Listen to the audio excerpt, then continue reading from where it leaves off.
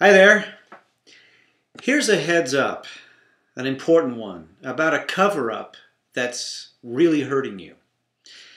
From the Apostle Paul to the Colossian Christians in Colossians chapter 1, verses 21 through 23.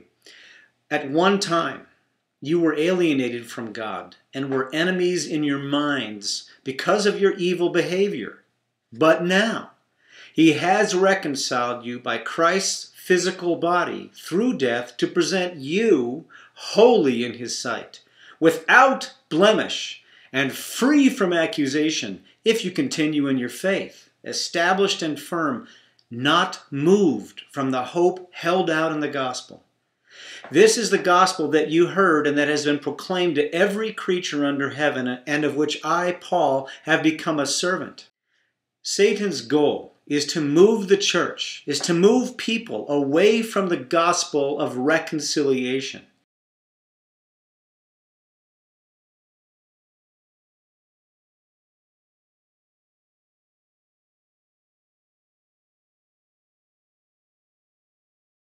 To get us, in other words, to believe that we have not been made holy and without blemish, as those scriptures, as those verses say. That we, in other words, have not been reconciled. If he can seduce us into believing anything less than the gospel, if he can get us to believe that at our core we're 75% holy and maybe 53% without fault, then we, the people of the gospel, will not believe the good news. There's no way around that. Instead, we'll believe that God's gift of righteousness and holiness and redemption, and all the other incredible gifts we've received through Christ, have either not been given to us or have been sullied, dirtied, changed, and perhaps taken from us. Now what do we do? So, moved away from the gospel, which the Apostle Paul warned us against, will no longer be free from accusation.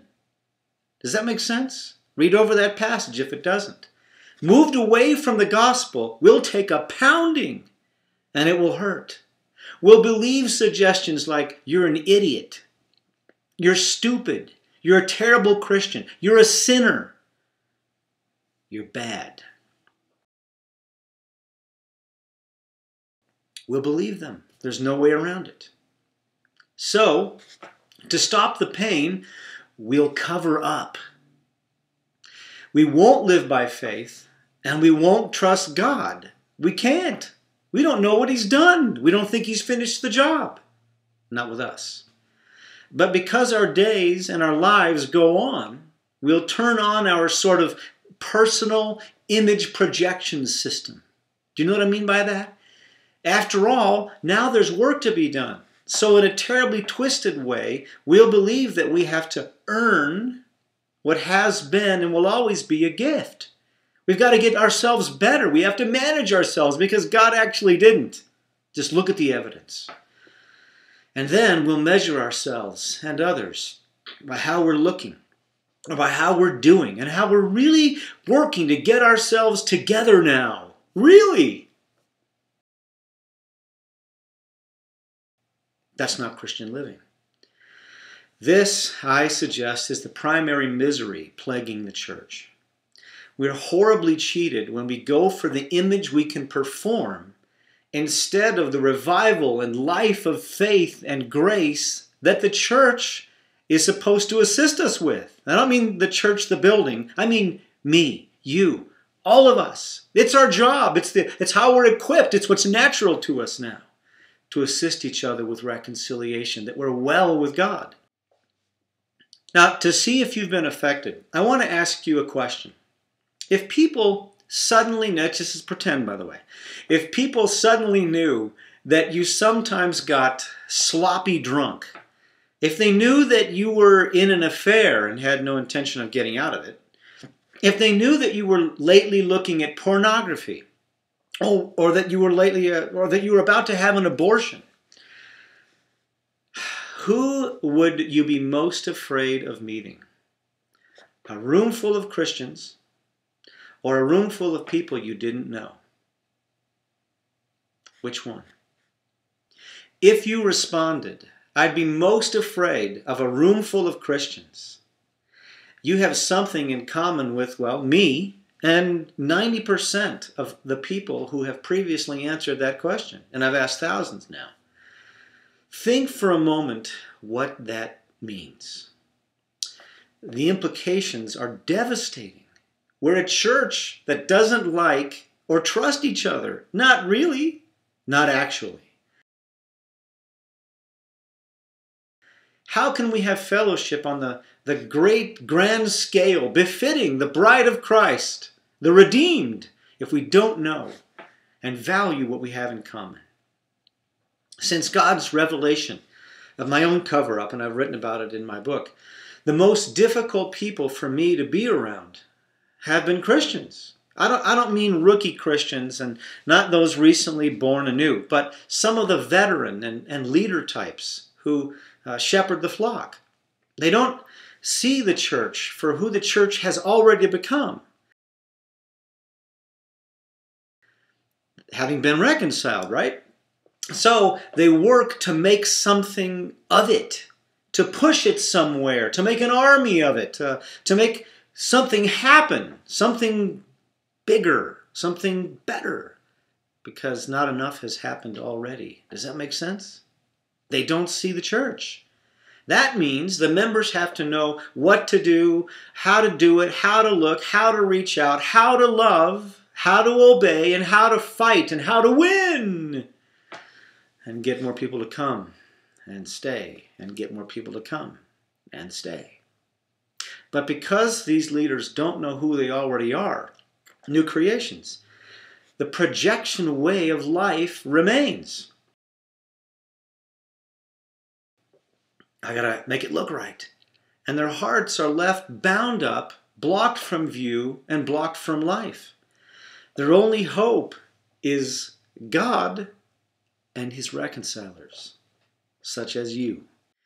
If we don't help convince new believers who they now are, and if we don't prove to them that they may walk among us, safe, without fear, and welcome because they're actually part of us, we know the struggle, we know the things that have gone on, then we've left them in the tangle of the grave clothes of their previous way of life, a way of living that was dead when they didn't have life. We've got to tell them that they're free and alive and new. And even as we tell them, if we don't do this, even as we tell everyone in Christ that they're free, they can run, no one really will be. Instead, they'll act like they are for fear of finding something less, something ugly. Everyone will be impaired, therefore, because everyone will be stumbling over the grave clothes we've not helped remove. Remember when Lazarus was led out of the tomb, and as far as we know, everybody stood there. And Jesus said, hey, go release him. Go make him free. Take off his grave clothes. What if they didn't do it? How long before Lazarus got tired and, penguin waddled his way back into the cave because he couldn't work, couldn't live, didn't know how to live with the old grave clothes. That's what happens when we don't assist the church. And this is why church gets mostly boring for many of us, given enough time. We're not truly impressed. We're not actually engaged with one another. Not really. Not really with who we have become. Imagine a sanctuary filled with mummies. And you've about got the picture. This is what happens to believers when they're still wearing their own grave clothes. When they don't know they are truly dazzling new creations in Christ with new life and a new way of living. It doesn't matter whether they're new or long-time Christians. When they're not relieved of living as they once did because they've been made new, they cannot help falling away or backsliding. Maybe you've heard the term. They backslide. They fall away, if it is possible, because they're trying to make something happen that already has. That's what we celebrate.